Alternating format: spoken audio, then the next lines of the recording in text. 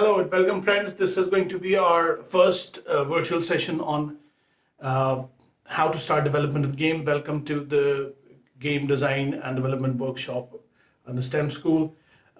This video I'm uploading a few hours before the first session is because I want you guys to install a few tools, especially Unity 3D. Unity 3D is a simple software you could download and install, but there are a few basic options that we want to install once we're doing that. Uh, yes, the download size are a bit large, so some of the internet connections may take some time to do that. I would like that everybody should have those tools installed on their systems before we start the first session. So next I'm going to show you right here on my screen how exactly I can download Unity on a fresh system. And if you already have the system, the software installed, you can run the installer again and can configure to get the missing components that we are going to discuss in this video. So let's jump onto the screen. Okay guys, so this is a Windows 10 system. The installation process is going to be pretty much similar for the Mac OS as well if you have a Mac. What you need to do is simply go to your browser and get going with unity3d.com.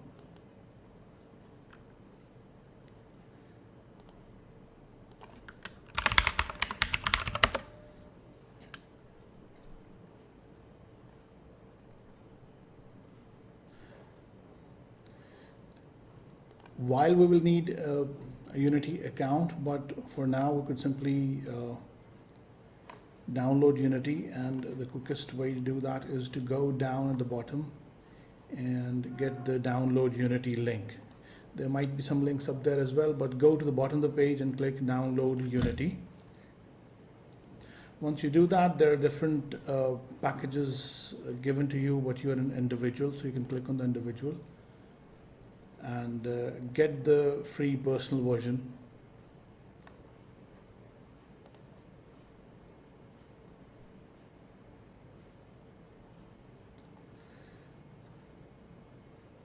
So on this page you will get to see several features, and you will say I'm a first-time user and start here. Agree to the terms and conditions and download. This will start a quick download of only 67.8 megabyte. So I will simply run this. This is going to be an installer. This is not the whole thing.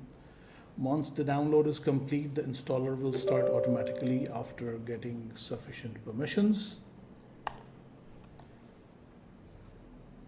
Once this has started, I can close my browser easily. As usual, I will read the terms and conditions and agree to them. Find a folder where I want to install Unity Hub. The default position is just fine. So this is the installer called Unity Hub. This Unity Hub will not only download the Unity editor for you, but some required components as well. So I will let the Unity Hub run after I click finish. I click finish and it will start the Unity Hub for me. Unity Hub will not only install the Unity right now, but it will also be able to install the future versions. I will allow access to the internet. So first thing it is recommending is that install Unity 2019.4. Which is the default Unity these days. This is the Unity Hub /editor install location.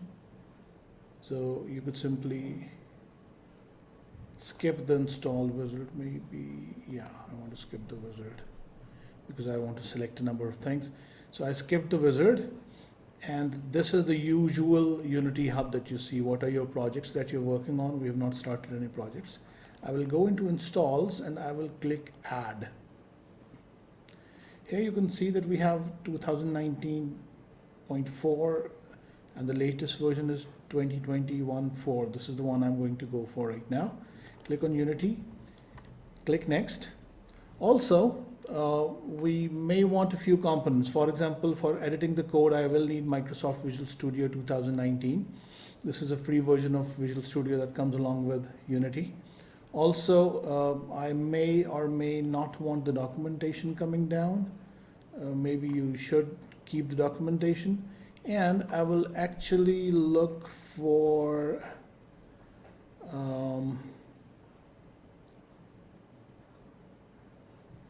Universal Windows Platform Build Support and WebGL Build Support.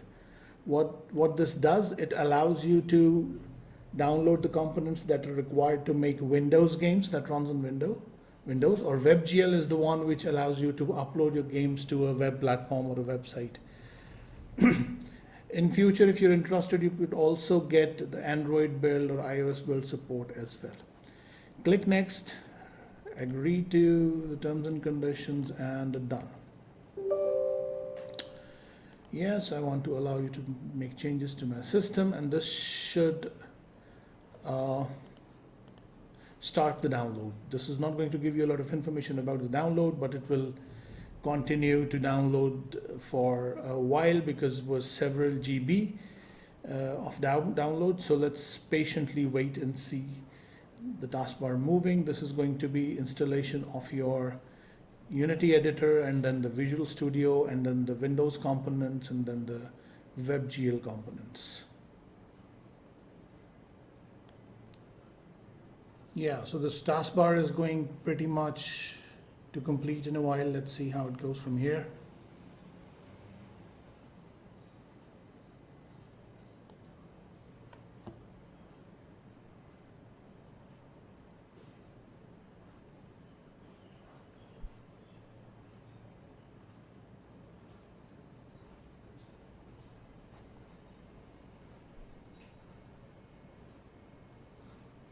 So that download is complete, and now it is actually installing the Unity editor.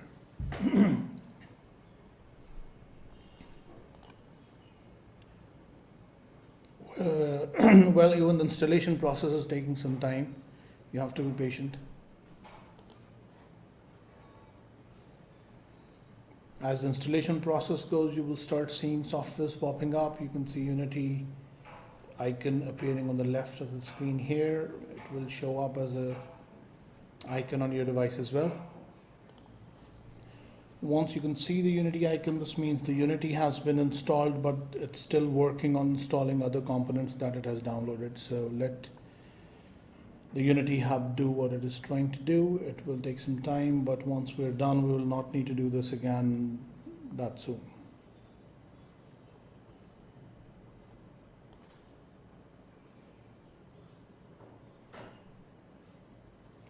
Well, so I'm intentionally skipping the waiting process because it's going to make just the video longer, but please note this may take way longer than the video. So it will also start the Visual Studio installer, you can see. So you won't have to do anything, it's just going to pop up. This is the Visual Studio installer. Visual Studio is the Microsoft's tool for editing code, if you know already. If you don't, that's absolutely fine. To write the programming part, the code, we will be using Visual Studio. That is going to be the default editor for us. Let the setup run.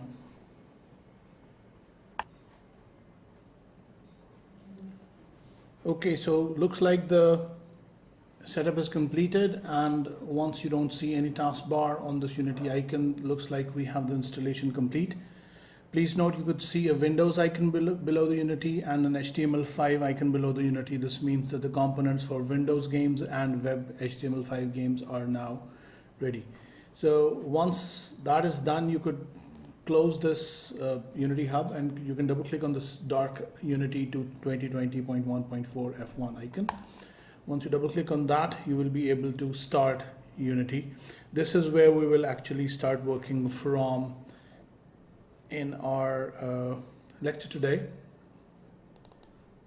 Did I miss the click? Please note, first time you run this, you will be asked for a username and password. So you have no valid license. You could probably manage the license and can